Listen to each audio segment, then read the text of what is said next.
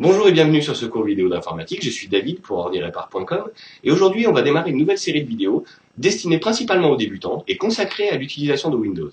En effet, dans mon entourage, dans ma famille, parmi mes amis, mais également parmi mes clients, de nombreuses personnes viennent me voir et me disent Oui David, je sais faire des choses, je sais aller sur internet, je sais un petit peu taper un courrier, mais je suis quand même pas très à l'aise avec tout ça parce que je comprends pas bien comment tout ça fonctionne et puis surtout j'ose pas trop toucher parce que j'ai peur de faire des bêtises.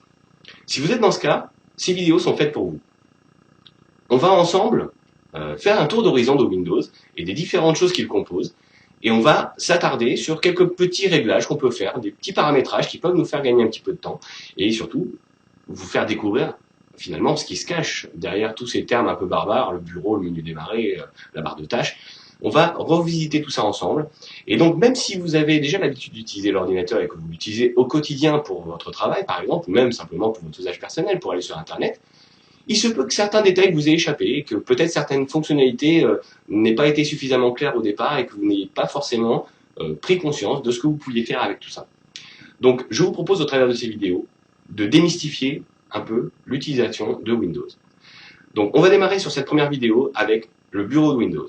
Donc sans plus attendre, on passe derrière l'écran, juste après un petit générique.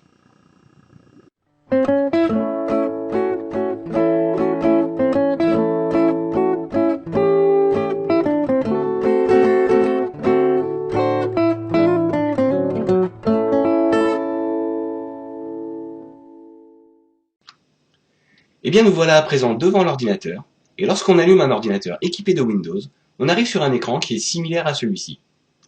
On appelle cet écran le bureau de Windows, ou plus simplement le bureau. Le bureau est composé à 90% d'une image d'arrière-plan qui tapisse le fond de l'écran et qui est personnalisable. C'est pour cette raison que vous avez probablement une image qui est différente de la mienne. En effet, il se peut que le fabricant de votre ordinateur l'ait personnalisé avec son propre logo. On verra ensemble qu'on peut y mettre à peu près n'importe quelle image. Mais continuons ce tour d'horizon. On peut également trouver sur le bureau ces petites vignettes qu'on appelle des icônes. Et les icônes sont en fait un moyen d'accéder aux différents programmes de votre ordinateur ou à certains dossiers de votre ordinateur. On trouve notamment une icône qui s'appelle la corbeille. La corbeille, comme son nom l'indique, est une sorte de poubelle à l'intérieur de laquelle vont se placer les documents que vous allez supprimer de votre ordinateur. Il faudra bien entendu penser à vider cette corbeille si vous souhaitez libérer de la place sur votre disque dur. En bas de l'écran, on va trouver une autre zone qui s'appelle la barre de tâches.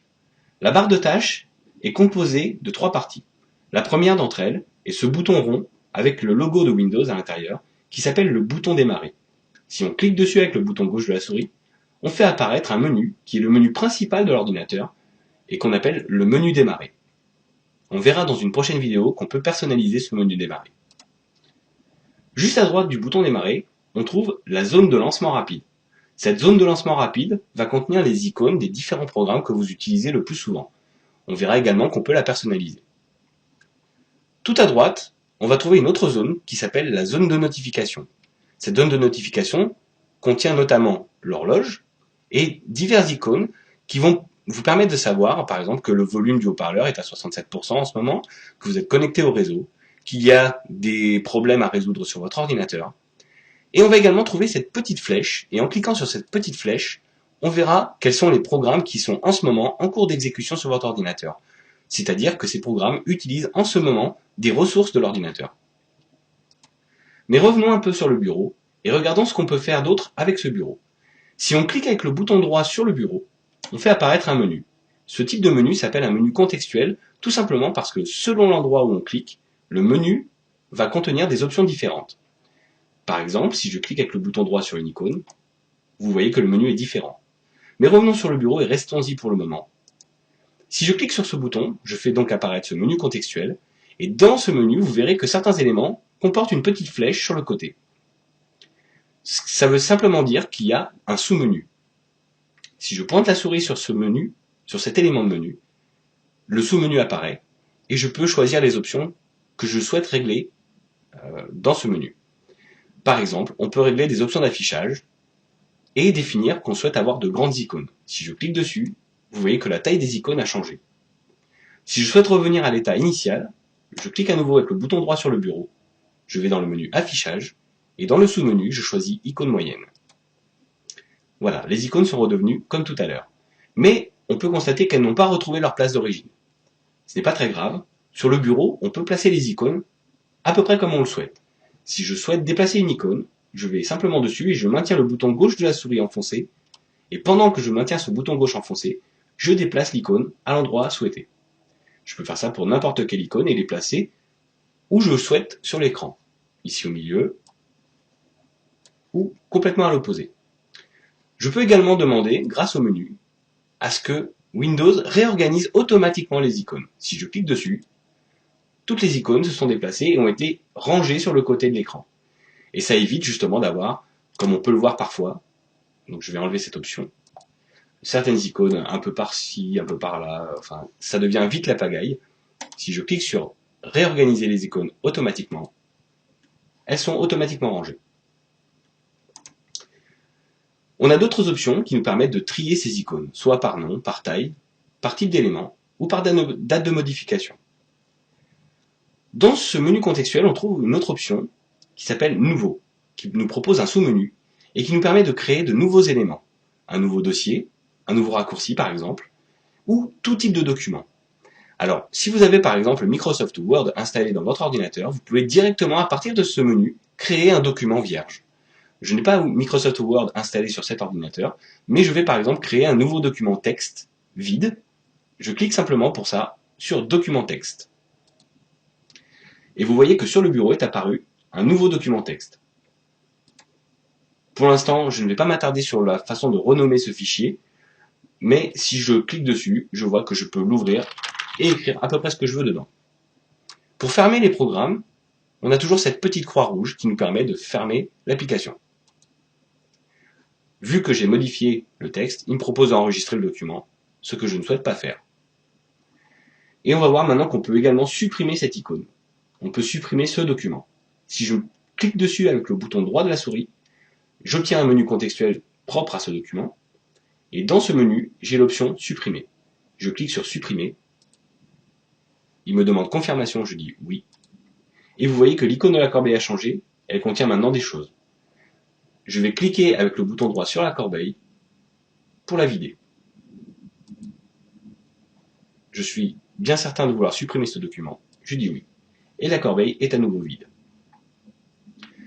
Toujours dans le menu contextuel du bureau, on a d'autres options qui vont nous permettre de personnaliser l'affichage, notamment la résolution d'écran. Si je clique dessus, j'obtiens un menu qui me permet de choisir quelle est la résolution souhaitée. Ici, je vais voir sur quel écran je suis raccordé. En l'occurrence, en ce qui me concerne, je suis sur une télévision Sony, et c'est pour cette raison que j'ai Sony TV. Ensuite, on a la résolution de l'écran. Et en cliquant sur cette petite flèche, on fait apparaître le menu qui va nous permettre de choisir la résolution souhaitée, c'est-à-dire le nombre de points en largeur par le nombre de points en hauteur. Jusque-là, je suis en 1360 points par 768, c'est-à-dire 1360 points en largeur et 768 en hauteur. Si je souhaite modifier cet affichage, il me suffit de faire défiler cette petite barre et de choisir la résolution souhaitée. Bien sûr, plus la résolution est basse, plus les icônes vont apparaître grosses et plus le texte va être gros. Mais parfois, ça peut être gênant dans certains programmes, tout simplement parce qu'on a moins de choses à l'écran et on est obligé de faire défiler les éléments. C'est pour cette raison que j'ai choisi l'affichage maximal. Mais vous pouvez le personnaliser comme vous le souhaitez, de façon à avoir une utilisation plus confortable de votre écran et de votre ordinateur. Une fois que vous avez sélectionné la résolution souhaitée, vous cliquez sur OK. On peut également, depuis le menu, accéder aux gadgets. Alors, le bureau de Windows peut être équipé de gadgets. On va cliquer dessus et voir ce qui se passe et ce qu'on nous propose. On a une fenêtre qui apparaît avec plusieurs gadgets disponibles. Une horloge par exemple, un diaporama, la météo ou un calendrier. Si je souhaite par exemple récupérer le calendrier sur mon bureau, je maintiens le bouton gauche enfoncé et je déplace ce calendrier à l'endroit souhaité. Attention, ça c'est valable uniquement pour Windows 7. Pour Windows Vista, qui est la version précédente, vous aviez sur le côté une barre sur laquelle vous pouvez déposer des gadgets. Vous ne pouvez pas placer les gadgets où vous le souhaitez sur votre écran. En revanche, sur Windows 7, c'est possible. Si je prends par exemple l'horloge et que je souhaite la mettre ici, il me suffit de la déplacer, de la lâcher exactement à l'endroit souhaité et elle restera à cet endroit. Je peux maintenant fermer cet écran et avoir mon bureau avec une horloge et le calendrier. Et vous voyez que si je pointe ma souris sur ce gadget, j'ai ce petit menu qui apparaît qui va me permettre de le personnaliser ou de le fermer. En l'occurrence, je ne souhaite plus avoir l'horloge sur le bureau, je vais cliquer sur fermer. Et je vais également me débarrasser du calendrier, donc je vais faire la même chose, je pointe simplement la souris sur le calendrier et je clique sur le bouton fermer. Une dernière option qu'on a dans ce menu est de personnaliser. Alors personnaliser, c'est toutes les options qui vont être personnalisables pour ce bureau Windows. Alors, on reviendra sur cet écran tout de suite derrière, mais on va d'abord regarder quelles sont les options qu'on peut personnaliser. Notamment, je vous disais tout à l'heure, l'arrière-plan du bureau. Si je clique dessus, j'obtiens une liste avec des photos contenues dans l'ordinateur. Il me suffira de cliquer sur l'une de ces photos pour changer l'arrière-plan. Par exemple, si je clique sur cette image, vous voyez que l'arrière-plan a changé et est maintenant recouvert de ces petits personnages que j'ai sélectionnés. Pour enregistrer les modifications, je clique simplement sur enregistrer les modifications. Je peux à n'importe quel moment revenir et changer à nouveau cette image. Je vais revenir sur l'image d'origine et je peux choisir la façon dont cette image s'affiche. Si je souhaite qu'elle remplisse l'intégralité de l'écran ou qu'elle soit ajustée, étirée, en mosaïque ou centrée. On peut aussi avoir plusieurs images sélectionnées. Par exemple, si je sélectionne en cochant ces petites cases, 4 de ces images, et je lui demande de changer ces images toutes les 30 minutes, les 15 minutes, les 10 minutes, ou autres, 10 secondes par exemple, et de faire un affichage aléatoire. En l'occurrence, je ne souhaite pas avoir toutes ces images, je vais garder une seule photo, et je vais enregistrer les modifications. On peut également changer la couleur des fenêtres, en cliquant sur couleur des fenêtres. Par défaut, elles sont bleues, mais je peux les avoir roses, vertes, jaunes, orange, rouge. Personnellement, je préfère la couleur bleue. Je garde, enfin bleu ciel, pardon, et je la garde comme ça. Je clique sur enregistrer. On peut également avoir des sons qui se déclenchent à certains événements de Windows. On va pas en parler tout de suite, c'est pas très intéressant.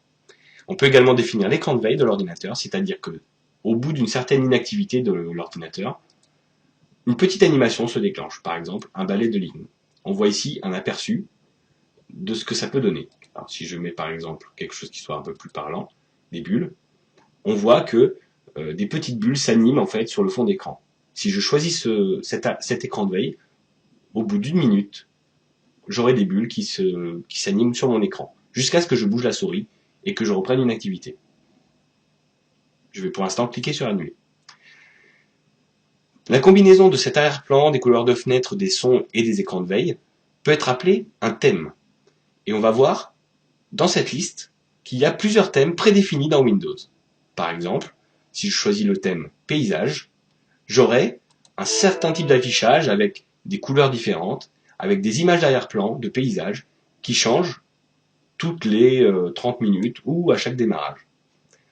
Je ne souhaite pas avoir de thème, donc je vais reprendre mon thème d'origine, c'est-à-dire mon fond d'écran simple, sans écran de veille, avec mes sons classiques de Windows. Je ferme maintenant cette fenêtre, et on va se retrouver dans le monde réel pour une petite conclusion.